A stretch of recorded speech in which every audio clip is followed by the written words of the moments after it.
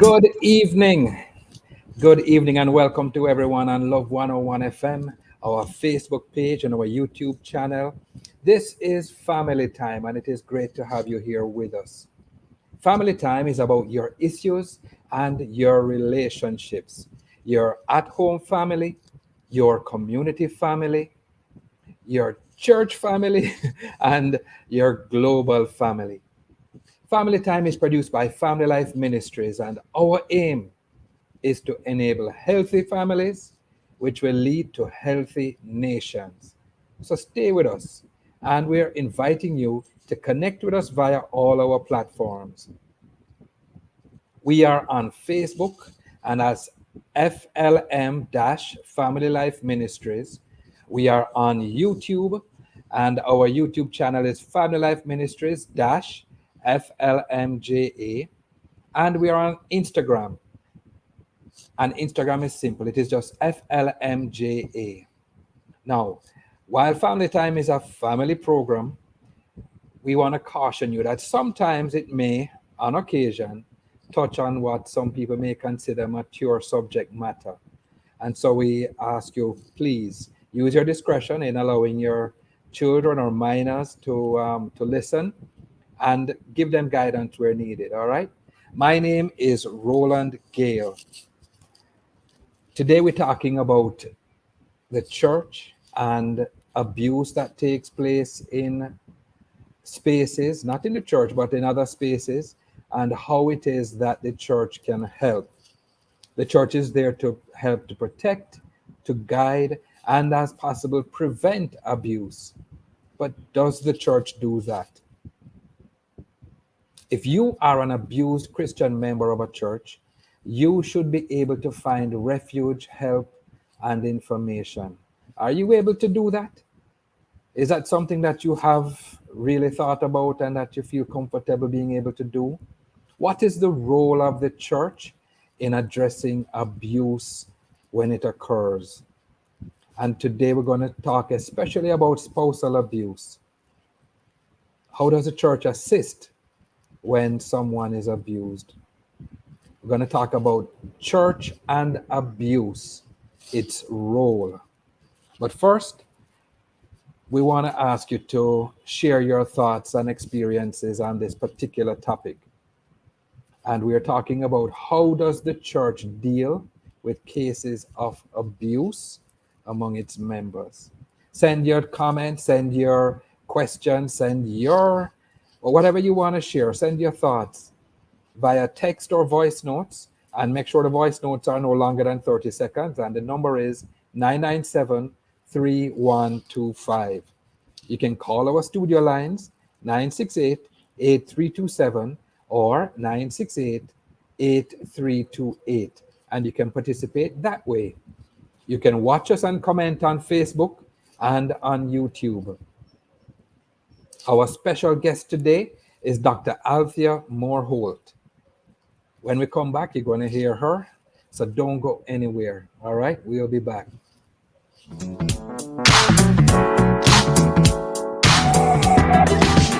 You've probably never heard of Alice Bailey. She's an occultist, and her 10-point plan is thought of as a movement, religion, or lifestyle, among other things, focused on destroying Christianity. It's the main ingredient of the New Age views and philosophies. Join us on Tuesday, June 11 at 10 a.m. with guests Minister Donna Hughes Stewart, Apostle O'Neill Richards, and host Bishop Harold Steve Blair as they discuss the 10-point plan to destroy Christianity. That's The Rock, Tuesday, June 11 at 10 a.m. here on the family station Love 101.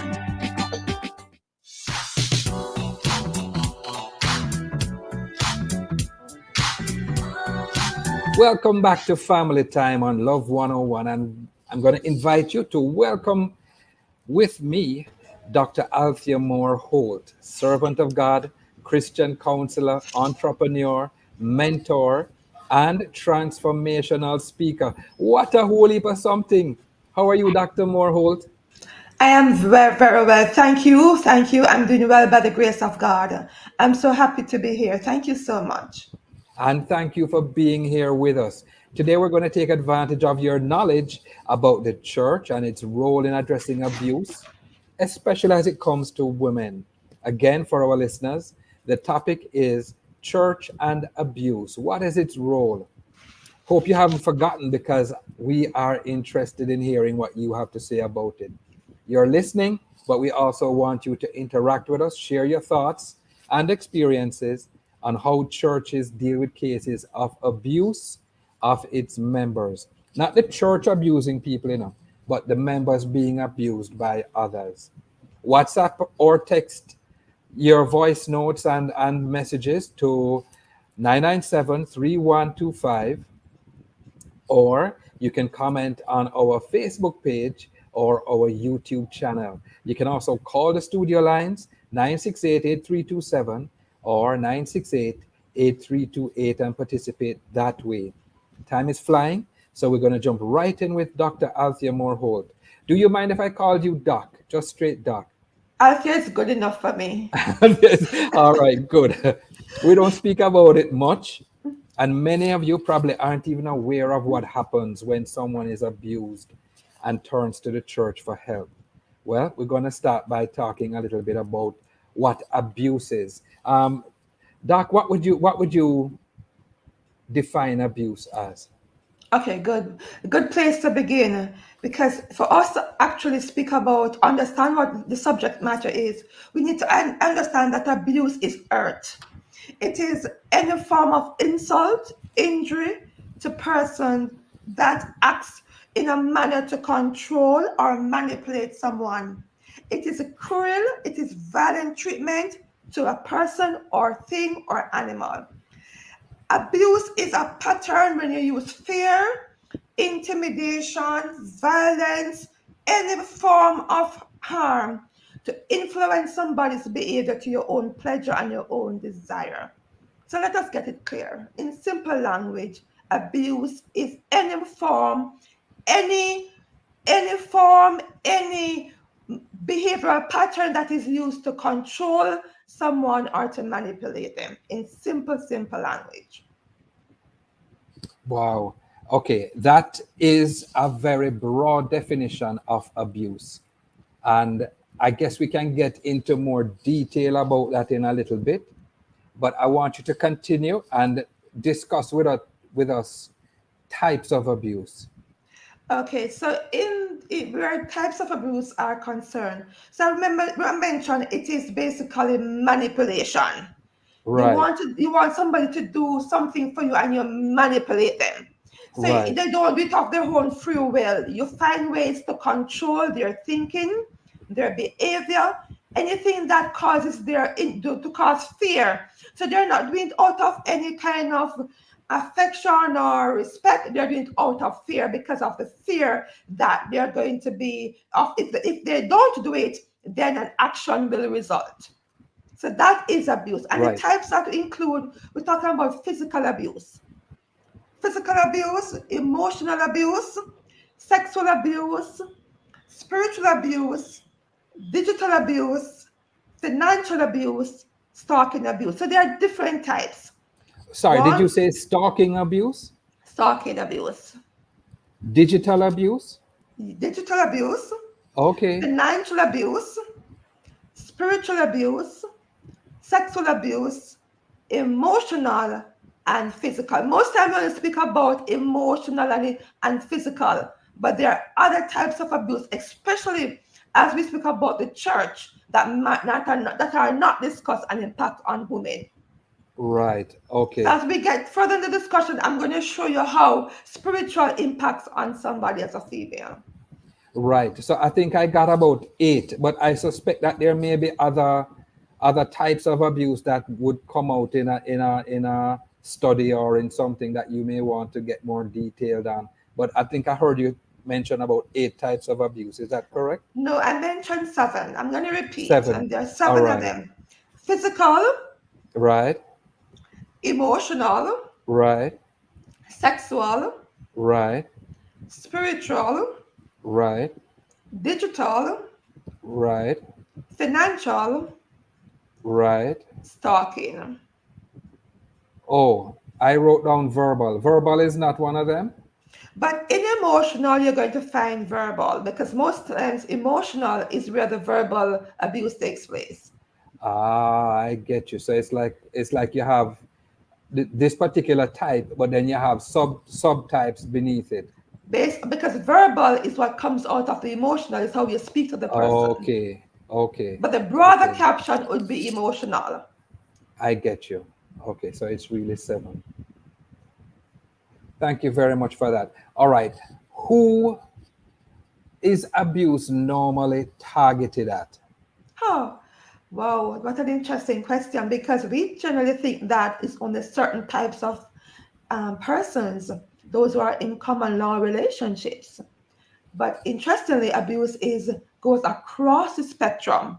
Abuse has no face to it. It doesn't matter your race, your group, your color, your social standing, your occupation. It doesn't matter which category you fall in. You can find yourself in an abusive relationship. It doesn't discriminate. It doesn't discriminate at all. No, and how am I going to? Why we can confirm that? Because the statistics tells us, according to the National Coalition of Against Domestic Violence, it tells us that 1 in 3 women, 1 in 4 men experience some form of physical abuse, which means shoving, pushing, or slapping. But most times we don't think that is abuse, but it is.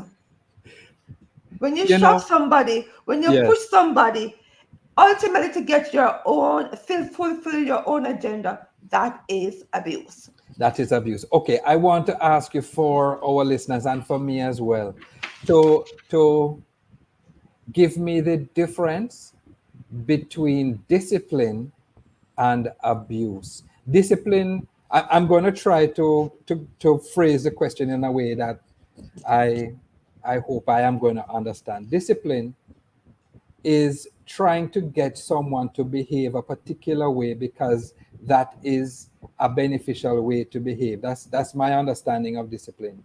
But you say abuse is any type of behavior that is designed to get someone to behave a particular way or is designed to exercise control over someone And manipulation. and manipulation. So can you tell me the difference between discipline and abuse? Well, let us speak in context because we're talking about women being abused. Okay.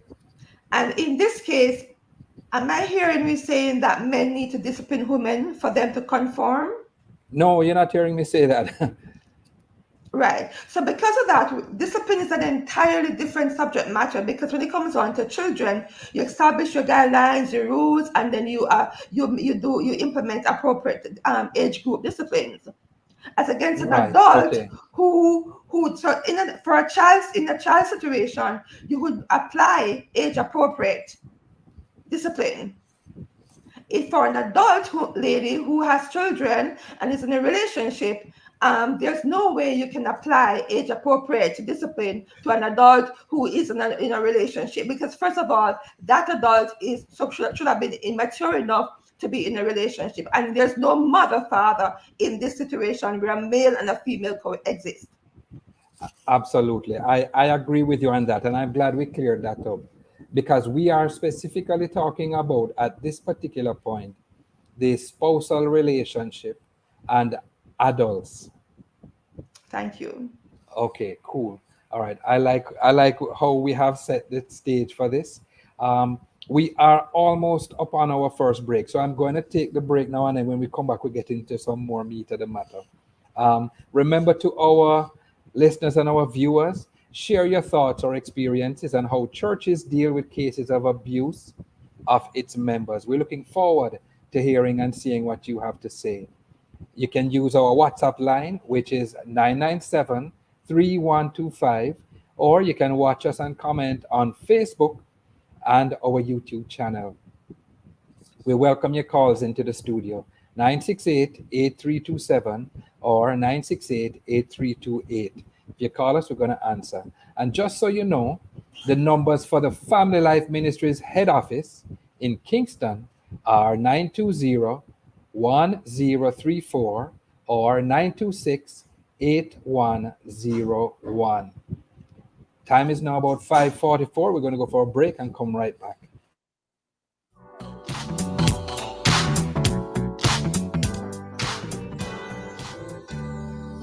Receive words of strength from the Voice of Power with Bishop Dr. Delford Davis.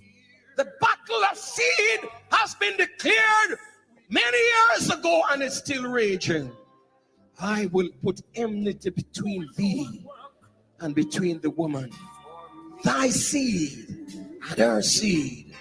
A war will be on perpetually until Jesus returns. But I know who has already won the war. I know who has already won the war. That's the Voice of Power with Bishop Dr. Delford Davis, brought to you by the Power of Faith Ministries International in Portmore. Voice of Power comes to you every Thursday at 9:30 a.m. right here on the family station, Love 101. Make we keep Jamaica clean.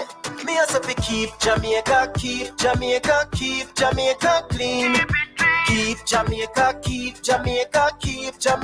clean. Our duty to keep our island clean. Mobile to Kingston, sidewalk and beach. Bag it, binage, recycle it, please. Proper garbage disposal, make we do it. Keep Jamaica clean. Keep Jamaica. A message from the National Solid Waste Management Authority. Wine at your tongue, you know wine at your tongue. Drive smart, no ramp. Wine at your tongue. If a 87 you pay use, put the 87 in your tank. If you know which fuel you use, vehicle manual fine it. No car in a Jamaica make for use 87. And a petrol refine so use the octane for the car where you're driving. And let me tell you some more. If a 87 your vehicle use, you are rev up the savings for sure. Know your tank fuel right, your pocket have a smile. Rev up the savings on every mile. Brought to you by Petrojam, serving Jamaica's energy needs. Everybody needs a helping hand, somebody to understand. In the end, we're all human. For people living with HIV, no discrimination. Here to support them through. Respect you as usual. Got to protect them too. Put your friend or your family. Somebody in your community. People living with HIV. Protect, accept, and respect people living with HIV. A message from the Ministry of Health and Wellness. A flame burns bright inside the chosen ones, like five-time gold medal champion Elaine Thompson-Hera. Built for speed, relentlessly pushing to go further, faster. Being the fastest woman alive over 100 meters, there's no telling how far or how fast she can go. The triple is on the horizon. Her achievements inspire us to be at our best, doing more for you to be your best. Flo, inspired by her possibilities.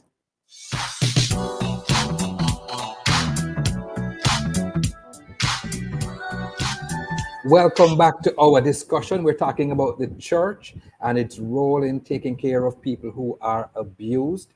We have with us our special guest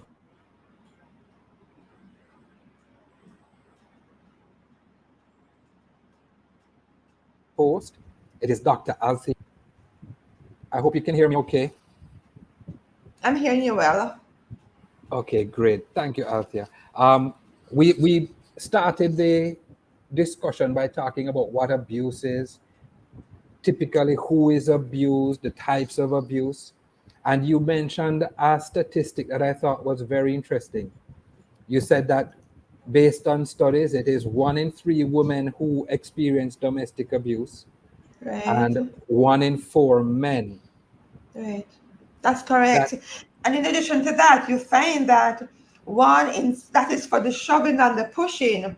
But when it comes on to the actual eating you find that 1 in 7 women and 1 in 18 men, those are stalking. They're actually stalked they're in abuse. For physical abuse, I want to mention that 1 in 4 women are physically, meaning that they are beaten, they are burned, and they're strangled in physical abuse. And 1 in 7 men experiences that as well. So when you ask about who is abused, it is important for us to know that it is not confined to any particular grouping. Right. And I'm surprised that the number of men that are also being abused, the numbers sound staggering to me. If you talk about 1 in 3, 1 in 4, 1 in 4, 1 in 7, those are big numbers because some families have 7, 8 people there. And so if you think about it like that, one of us is being abused in some way, shape, or form. And Exactly. what I wanted to ask based on those numbers, would would those numbers overlap typically, or is the woman being abused only the only person in that relationship who is abused? Is the man being abused the only person in that relationship who is being abused, or do they tend to abuse each other equally? No, well, you always will have the manipulator. And in that case, you have somebody. Abuse will, remember, it is control. The key thing is control. It's who's controlling the relationship to cause abuse. So once we clearly and identify who is the controller and the manipulator, we'll know who is the abuser. Because remember, abuse is not male. Females do abuse men, and they're the controller and the manipulator. So in that case, the abuser is the roles are reversed. So when it comes on to the person who controls, that is the abuser. On the other hand, the person who is subject to the abuse is known as a victim. Right, I get you. So a different question now, going on to a little more depth into the discussion. How can we tell if someone is being abused? That's a very important question, because remember we spoke earlier about the types of abuse, right? So that is basically the red flags. You can refer to them as the red flags, the things you look for. And no time will not allow us to go through all of the red flags, but I want to pick out a few on each category. For example, physical abuse. What about when somebody hits you and pull your hair and kick you, or threaten to harm you physically, or prevent you from sleeping? Those are just basic signs of physical abuse. Emotional, you refer to it as verbal, but in the verbal, you refer to the person, you're calling the person name calling, you're yelling and screaming, you're telling them all kinds of things that they're in an abusive relationship. You threaten them that you're going to commit suicide. Those are, you're jealous, you're possessive, you're playing on the person's mind. And one of the things that you can refer to, for example, is gaslighting. Gaslighting is when you play on that person mentally, that they begin to think that they're losing it mentally. And gaslighting is pretend is, for example, you might say to the person, I am going to do something. Can I get you something that you like to eat? And the person said, you said, no, I'm okay, I'm fine. Just get for you and the kids. And the minute you got home, the person said, but okay, how comes you're so selfish? You didn't bring any for me. You start to question your own mental ability, your sanity. Am I here thinking, did he say X or Y? So that's emotional. And sexual, unwanted sex, forced sex, forced pregnancy, forced rape, raping the person. You're not allowed to use contraceptives. These are red flags. You have no control over your body emotionally. Spiritual, I want to mention that, where the person not allowed to go to church. They are not allowed to listen to worship songs. They're not even allowed to turn on Love FM. They're not allowed to even worship to be part of a worship group. Those are spiritual abuse. It affects your relationship with God. The person controls you, and they control your movement in terms of the relationship. Digital abuse, your phone is confiscated. You can't go on WhatsApp. Your emails have to be shared. You have to tell the person, as a matter of fact, the person controls when you uses the internet services. Some persons will block you from the internet, well, as long as they are not at home. When they comes back home, they turn back the internet on. So you are controlled that kind of way.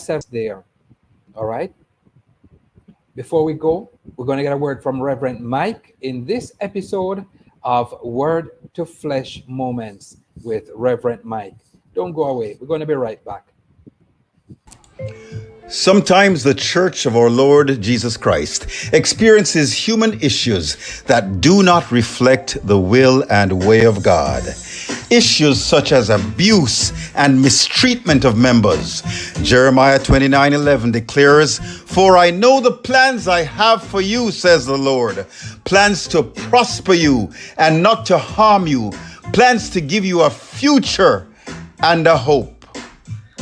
This is the will and way of God toward everyone he calls his own. Therefore, this should be the heart of everyone who claims to be God's representative. In addition, when God represented himself in the flesh through the Lord Jesus Christ, he was asked, "What is your most important commandment?" His reply was, "Love the Lord your God with all your heart, soul, mind, and strength, and your neighbor as yourself."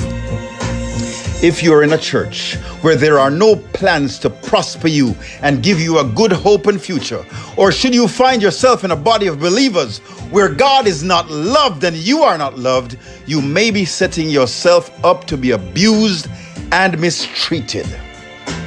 In John 13:34, the Lord declared to all of us, "A new commandment I give to you, that you love one another." Any church family that lives these Bible instructions will more than likely avoid developing abuse and mistreatment as part of its church culture. I'm Reverend Mike from Fellowship Tabernacle, and we just had a WTF moment.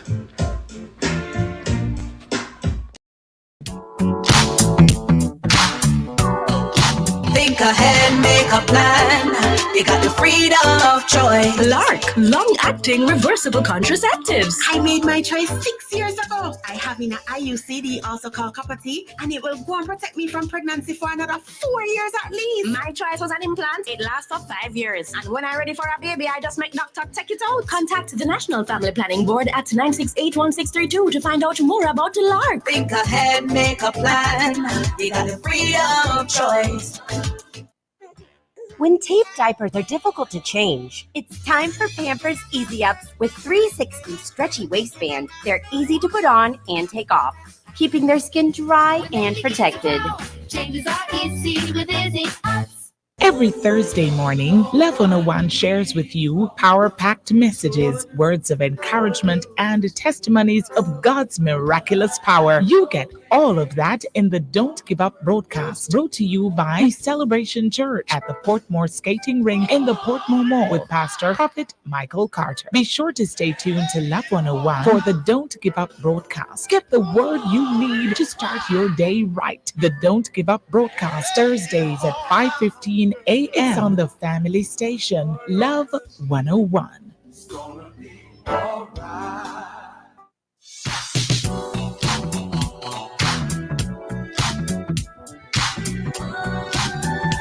Welcome back to Family Time.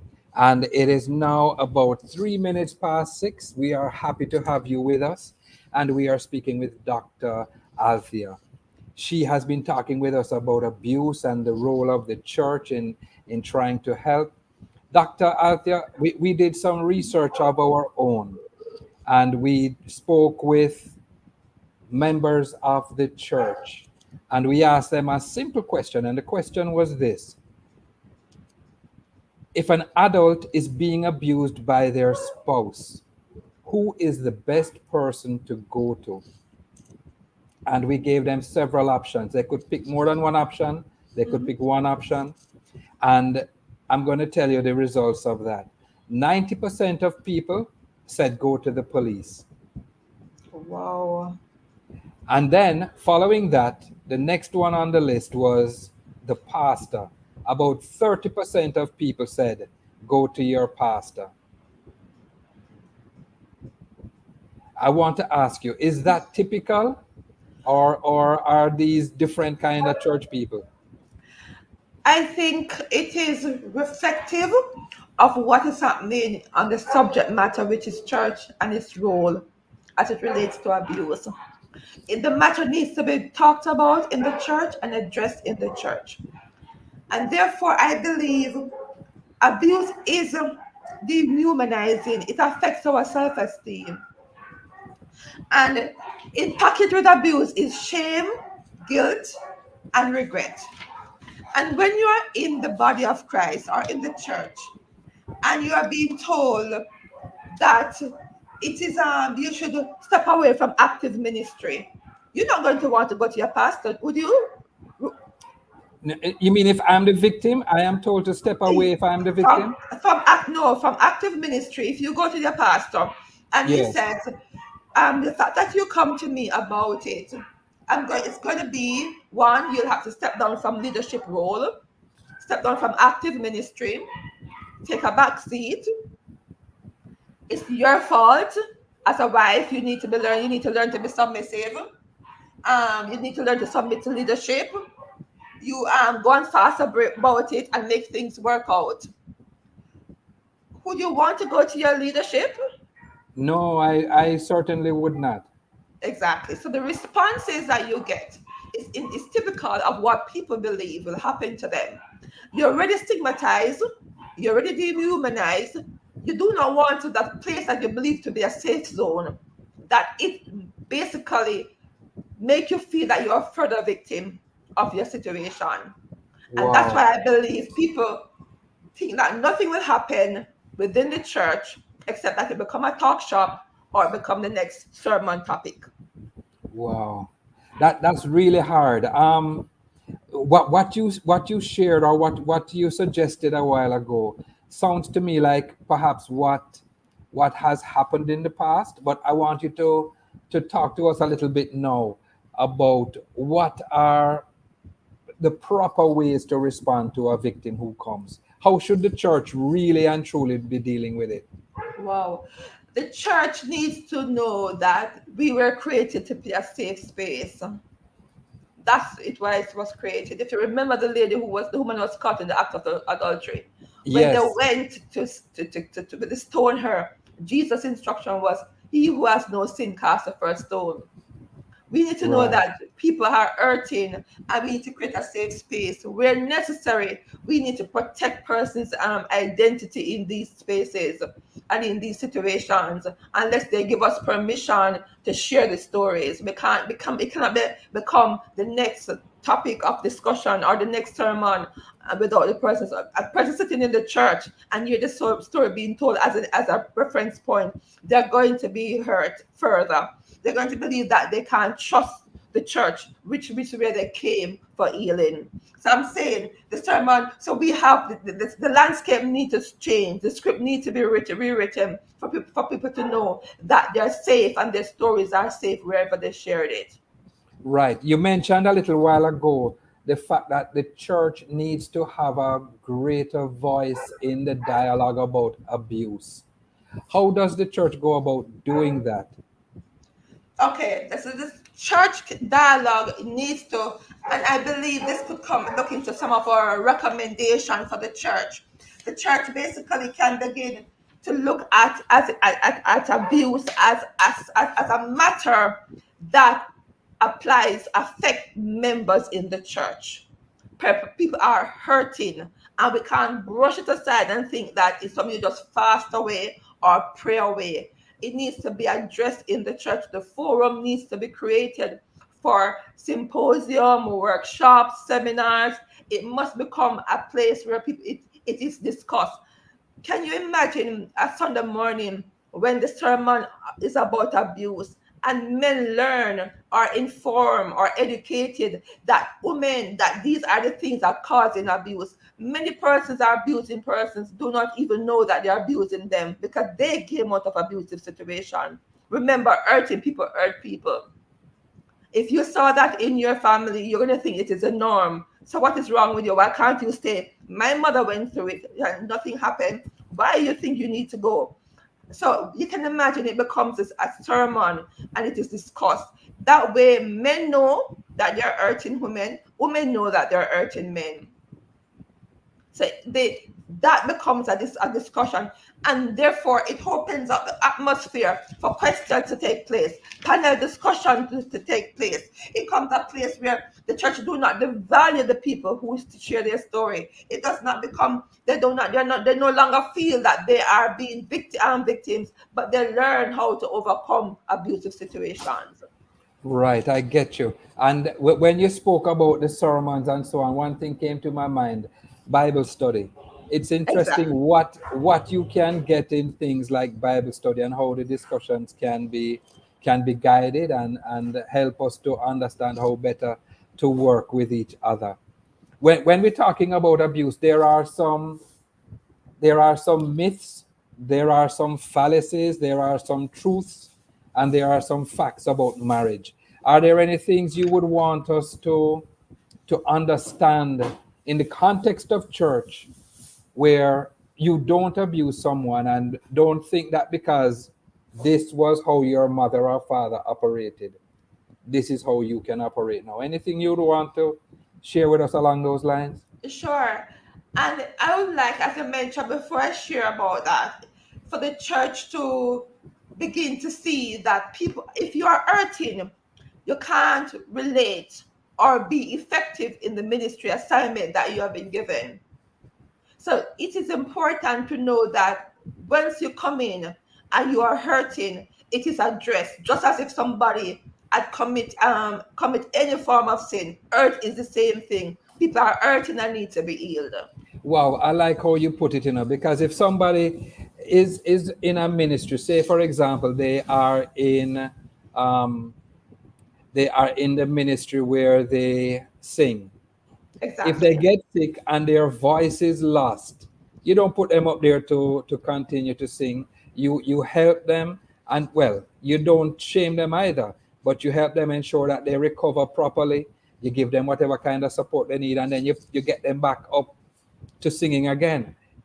Hurt is hurt, illness is illness. All of these things are quite similar in my mind, and I love that point that you just made. Going back to the question. Sorry, you were going to say something. No, go ahead. Yeah, going back to the question about the facts and the myths and the fallacies that we carry with us about marriage and how those. Go ahead. I like the fact that you mentioned the fallacies and the myths, because one of them I like to talk about is the whole matter of submission. Oftentimes, when you go to share your story, the first thing you're told is, and that is why some women will not go to the leadership to speak about abuse, because the first thing you're going to be told is, you need to learn to be submissive to leadership. The Bible says that you need to be submissive. But one of the things we need to be mindful of, I do not believe, and this is my opinion, that when the Bible speaks about submission, it refers to you being hit and kicked and being stayed in an abusive situation. In Ephesians, it speaks about submission.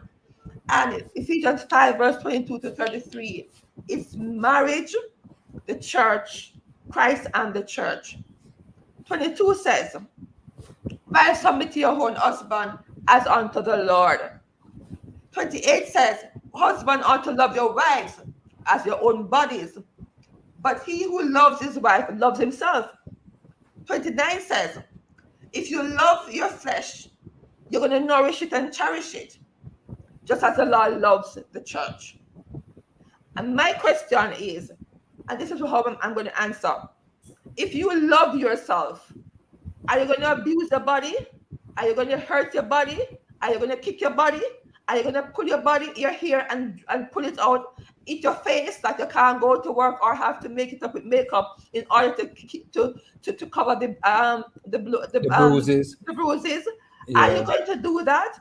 So if we talk about submission, it is both ways. If you love the Lord and love your wife, then automatically there can be no abuse taking place one way or another.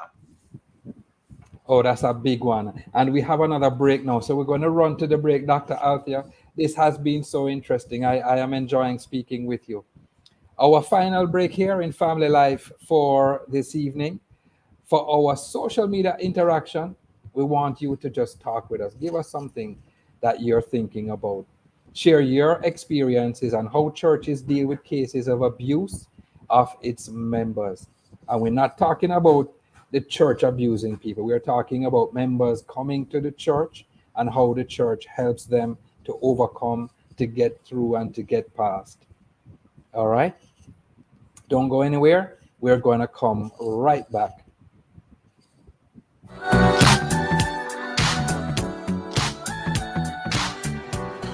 You are a dedicated small business owner dreaming big of growing your business and reaching new heights. With Access Financial Services, you can grow from where you are to where you want to be. Grow from a corner shop to your very own store, from truck driver to trucking fleet, from hairdresser to your own salon. Secure your small business loan of up to $20 million and watch as your business grows from plan to possibilities. Grow your business today with Access Financial Services. Conditions apply.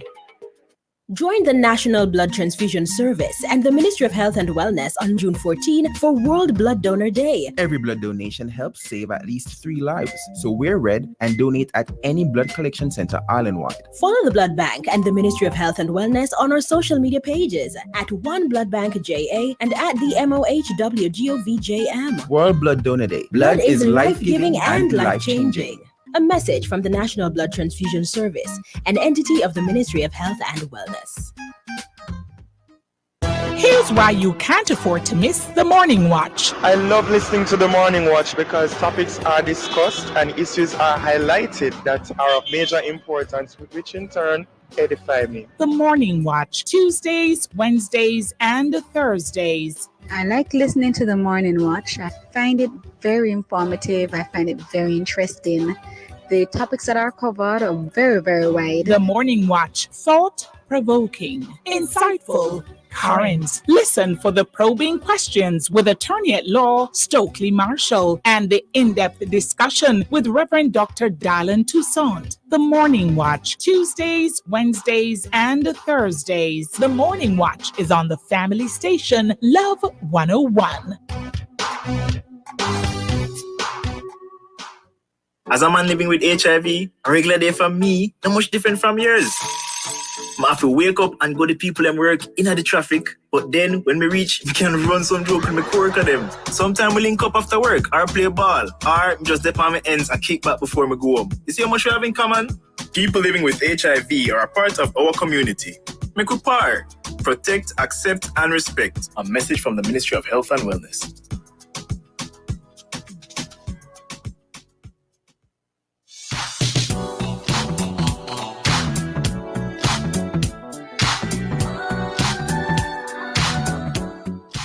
Welcome back. You're listening to Family Time on Love 101 FM, and the time now is about 17 minutes past 6, and time has flown. We have been talking for about 45 minutes, and this is interesting. I wish we could have another maybe hour and a half to do this. With me is Dr. Althea Moore Holt, a servant of God, Christian counselor, entrepreneur, mentor, and transformational speaker. And may I tell you, I tried to transform my mind this evening because what she's telling us is so informative and so insightful. I'm glad that we are speaking with her. Remember, you can tune in on our Facebook page, our YouTube channel, and our topic this evening is the church. How does it deal with abuse? What is the role of the church? And before we went for the break, Doc, you had mentioned something that I want you to just speak briefly on again. It is this idea that when victims of abuse come forward, they are subjected to shame, guilt, and regret. Can you just speak a little bit on that for us? Okay, so remember, nobody wants to talk about abuse. You're not going to talk about somebody hitting you, or pulling your hair. So, and remember, you're in a relationship. The idea is that it is happily ever after. So the fact that you are being abused, you don't want nobody to know. And the fact to speak about it, it's already a shame to know that as an adult, somebody's actually hitting you and hurting you and controlling you and manipulating you. So it is along that line that you find that persons who are in abuse are experiencing shame. With shame, your self-esteem is you lose your self-esteem. Somebody emotionally abusing you, you're going to think less of yourself than you ought to. You're going to feel rejected. You're going to feel a low self-esteem. So that's why it comes with shame and guilt and regret. Why with guilt? Because most times person said, if you did just do that, you wouldn't have hit you. Why didn't you just cook the dinner? Why didn't you not go on your phone? You know it's not come home at 7 o'clock and you shouldn't be on your phone. So you begin to feel guilty about everything that you do, thinking that if you had just washed the clothes and put them away before he comes, he wouldn't have hit you. So you begin to carry a sense of guilt. All right. At this stage now, we want to kind of look at some solutions. What are some resources? What are some places that we can go to? Where can help really be found? So help is available, and Family Life Ministries, which is the program that we are on. I know that they do look. There's a counseling that they do. We Women's Oasis Ministries, we work with women as well, and I know also we do seminars, workshops. As a matter of fact, one of the programs that we are now doing is encourage women to speak out, to stand up and speak out. And so far, we have had quite a bit of women who have stepped forward and shared their stories, how they have moved from being a victim to being victors. And that is because the more we speak about it, the more it becomes a discussion. People will find that the stigma will be removed from it. The idea is because it is stigmatized, thinking that you're the only one in it, nobody cares, nobody loves you, only this person who is abusing you. So you want to know that help is available. Women's Oasis Ministries, Family Life Ministries, and also the government has institutions that you can reach out to get help. Sorry, could you repeat the very first one that you said a while ago? I know Family Life Ministries. Yes. Women's Oasis Ministries, which is that's my ministry, the ministry I'm a part of. Repeat that one again. Women's Oasis Ministries. Ministries. Women's Oasis Ministries. Do you want to share your number? Oh, sure. 876-522-3040. Okay, great. And of course, there are the other governmental agencies that people can reach out to for help as well, right? Most definitely. All right. As we are talking about resources and getting help, what would you say to a leader of a church or a Christian community who finds themselves in a place where they need to offer help? Someone comes to them. What would you say to that particular leader? I would say if somebody comes to you to get help, be willing to engage the person. Be willing to be open, be honest, provide a safe space. The most important thing in dealing with abuse is that people must feel that they are safe. That's the most important thing.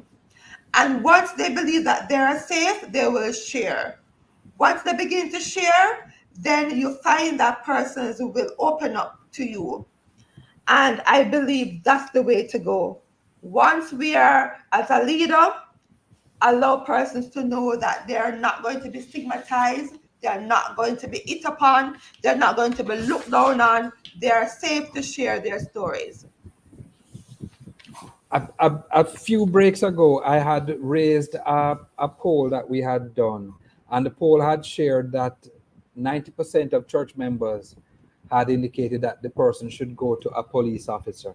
So is there a good synergy between a police officer who is in church and somebody going to that person as well, or am I pushing that too far? Well, in terms of going to the police officer, I believe people believe that they are safe. Remember that with abuse, persons threaten you. You can be subject to threats and a case of that person's are going to commit suicide, or they're going to murder you, they're going to kill you and your family and your children and your dog and everything that you have access to. So going to the police, apart from the fact that nobody will know that you go to the police, might be safer, in terms of information, people also want to know that they can be protected. And I believe going to the police is one of the reasons why they want to go to the police, because they want to know that in case anything happens, somebody will protect them. And at least Understood. also going to the police, it would have been recorded. So if anything happens to your children or your family or anybody associated with you, it is already recorded. Okay, so it's probably a good idea for police who are in church to be involved in this. And I think they do, because persons Yeah, know that they can go and share with them. absolutely. Okay, that's great. Any words of encouragement, any kind of recap that you just share with us? Well, we as Women's Oasis Ministries, we are on a journey to empower our dear sisters to know that abuse is not your fault. You don't have to take it. You don't have to believe it is your fault. It is not your fault. You need to identify the signs and get help. It's available. So that door's part is not intended for you to stay in a relationship, for somebody to commit suicide, murder suicide. That's not to that door's part. So be encouraged. That is a plan of the enemy to destroy us and to destroy you. So if you're in an abusive relationship, get help. Right. What specific kind of help does your organization offer? We do counseling, and we also help persons to identify if they are in abusive relationships. So you're looking for the red flags and things like that. Right. Okay, got you. Thank you so much. We are almost out of time. And before you go, I want you to share with us this idea of gratitude. We're talking about abuse, which is not something that we would want to be thankful for necessarily. But we here at Love, we are engaging in a gratitude challenge. And the way it works is we write down 3 things that we want to seek a breakthrough for, set an alarm, and every day for 30 days, it began on June 1, we would pray about those things and give God thanks for those things. And then we would add a 4th item, which is revival for Jamaica. And we give thanks for those things when the alarm on the phone goes off. I think we were setting it for midday. We want people to share those testimonies. Now, this gratitude challenge is something that some of us may not be particularly familiar with. But Doc, I want to ask you, is there something that you would say you were grateful for today? Oh, yes. And before I go to my gratitude, I want to quickly share scripture. Psalms 139, verse 14, which I often use when I speak about abuse. And I think it is important to just say it before we end the platform. I praise you, Lord, because I'm fearfully and wonderfully made. Marvelous are your works, and that I know it very well. If the Lord made us and we are beautifully and wonderfully made, it means that if we allow ourselves to be subject to abuse, we are telling the Lord that we are not fearfully and wonderfully made, and that we do not know it. And finally, the other scripture, which is 2 Timothy 1, verse 7. The Lord did not give us a spirit of fear, but love, power, and of a sound mind. And therefore, fear is not of God.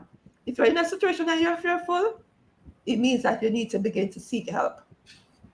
My gratitude is that I'm thankful that I got an opportunity on this program to speak about abuse. It is so important and relevant in the church, which is not spoken of. And the more we speak about it, is the more we will be able to demystify, destigmatize, and we will be bringing an end to break the silence, the cycle of abuse. Thank you so much, Doc. It was a pleasure speaking with you. Thank you for joining us. I am grateful that you joined us as well today. And for those who joined us on Facebook or on YouTube or on regular radio, thank you for being here.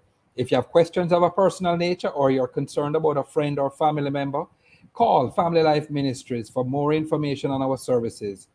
The head office number is 920-1034 or 926-8101. Going to end with our verse, and it is this, Psalm 9, verse 9. The Lord is a stronghold for the oppressed, a stronghold in times of trouble. Remember that. Join us again next week for another informative program. Thanks to our special guest, Dr. Althea Moore Holt, our studio facilitator, Timoy Butler, our show producer, Kathy Gale, and of course, you for being here. Enough respect. Blessings to you all. I'm Roland. Enjoy your evening.